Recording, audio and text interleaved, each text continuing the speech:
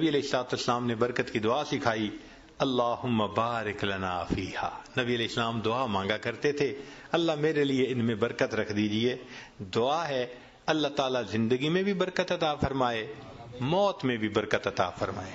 فرمایا کہ جو آدمی 10 مرتبہ صبح و شام پڑھ لے اللہم بارک لنا فی الموت بارک لنا فی الموت، اللہ تعالیٰ اس کو کلمے پہ موت عطا فرما دیتے ہیں۔